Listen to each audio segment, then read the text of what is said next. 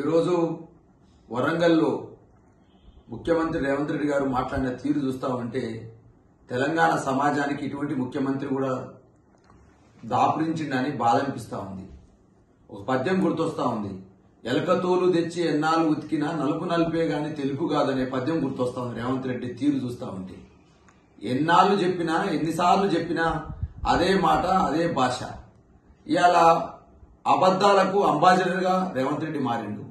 ఇలా బూతు పదాల డిక్షనరీకి ఈయన పేటెంట్ గా మారింది రేవంత్ రెడ్డికి.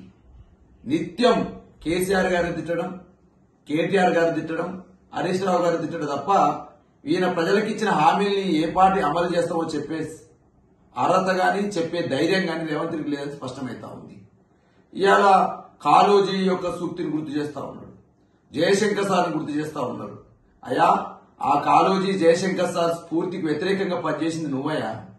తెలంగాణ ఉద్యమంలో విద్యార్థుల మీదకి రైఫిల్ ఎక్కిపెట్టేటువంటి ఒక నియంతవయ్యా నువ్వు.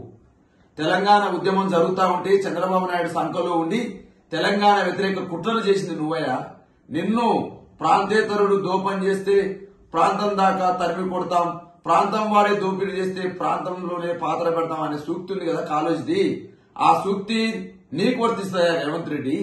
ఏం మాట్లాడతావు నువ్వు? ఒక తెలంగాణ రాష్ట్రాన్ని సాధించిన స్వాప్నికుని కేసీఆర్ పట్టుకొని ఇష్టం వచ్చినట్టు మళ్లీ వరంగల్లో మాట్లాడతావా? కాళోజీ బాధపడతాడా నీ మాటలు వింటే? జయశంకర్ సార్ తెలంగాణ సిద్ధాంతకర్త అని మాట్లాడుతావు. తెలంగాణ సిద్ధాంతకర్త బాధపడతాడా? ఏం మాట్లాడతావు నువ్వు? పివి నరసింహారావు లాంటి పుణ్యమూర్తి పుట్టినటువంటి గడ్డ మీద ఏం మాట్లాడుతున్నావు రేవంత్ రెడ్డి? నీ నోరు కదుపులేదా రేవంత్ రెడ్డి? ఊసర వెళ్లే సిగ్గుపడతట. ఒకనాడు తెలంగాణ బలిదేవత అన్న సోనియా గాంధీని ఇలా తెలంగాణ తల్లి అంటావు నువ్వు. అయ్యో, నేనే రంగులు మారుస్తా కదా, నాకంటే ఎక్కువ రంగులు మార్చే రేవంత్ రెడ్డి పవర్ కోసం తెలంగాణలో ఉన్నాడని చెప్పేసి ఊసర వెళ్లి సిగ్గుపడుతుంది కదా రేవంత్ రెడ్డి. ఇష్టం వచ్చినట్టు మాట్లాడితే ఖబర్దార్ రేవంత్ రెడ్డి. నువ్వు ముఖ్యమంత్రిని మర్చిపోతా ఉన్నావా? తొక్కుకుంటూ వచ్చినావట. రా చూసుకుందాం కాసుకుందాం అని మాట్లాడుతా ఉన్నావు. నువ్వేమన్నా బాడీ బిల్డింగ్ అసోసియేషన్ మీ భారతదేశ అధ్యక్షుడు ఏమన్నా, లేకపోతే ఏమన్నా ఆటల పోటీలు నిర్వహిస్తా ఉన్నావా? ముఖ్యమంత్రి పదవి నిర్వహిస్తా ఉన్నావు. రా చూసుకుందాం, తొక్కుకుంటా పోతా, పండబెట్టి తొక్కుతా, ఈడ్చుకుంటా పోతా. ఏం మాట్లాడుతున్నావు రేవంత్ రెడ్డి? నీ భాష ఏంది? నీ హవాలా శైలి ఏంది? ఏమన్నా అధిష్టానం ఏమైనా అక్షింతలు పెట్టిందా? మహారాష్ట్రలో నువ్వు పోయినప్పుడు ఓటు రాతలేవా? నీ వల్ల ఏమైనా కాంగ్రెస్ పార్టీకి నష్టం జరుగుతుందని చెప్పి అధిష్టానం ఏమైనా తలంటి చేసిందా? పిచ్చి లెక్క పిచ్చి మాట్లాడతావు నువ్వు. కలదాయిన కోతి లెక్క మాట్లాడతావు నువ్వు. ఇది పద్ధతి కాదు రేవంత్ రెడ్డి. నేను అడుగుతావు నేను, ఇది పద్ధతి కాదు రేవంత్ రెడ్డి. మానుకో నీ మాటలు. ఇకనైనా మానుకోని చెప్తా ఉన్నాను.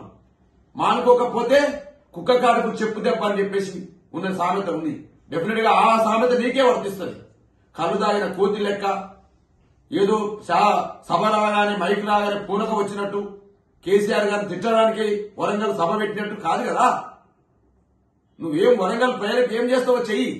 మళ్ళా ఒట్లు పెట్టినావు కదా, మళ్లీ దేవుడి మీద ఒట్లు, మళ్ళా తిట్లు, కేసీఆర్ గారి మీద తిట్లు. ఇదేనా నీ బహిరంగ సభ యొక్క ఉద్దేశం? నువ్వు భద్రకాల మీద ఒట్టు పెట్టినట్టువి, సమ్మక్క సారక్క మీద ఒట్టు పెట్టినట్టువి. మరి రుణమాఫీ చేసినావా రేవంత్ రెడ్డి? రుణమాఫీ 100% అయిందా రేవంత్ రెడ్డి?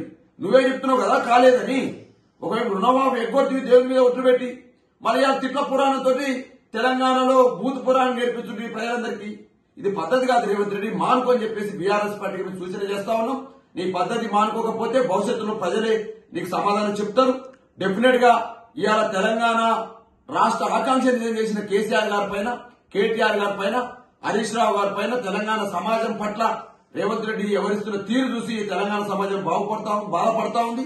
వెంటనే రేవంత్ రెడ్డి గారు బేషరత్గా కేసీఆర్ గారికి క్షమాపణ చెప్పాలని చెప్పేసి నేను డిమాండ్ చేస్తా ఉన్నా. మీ డాక్టర్ దూదిమెట్ల బాలరాజ్ యాదవ్, తెలంగాణ రాష్ట్ర మాజీ కార్పొరేషన్ చైర్మన్, బీఆర్ఎస్ పార్టీ రాష్ట్ర అధికార ప్రతినిధి.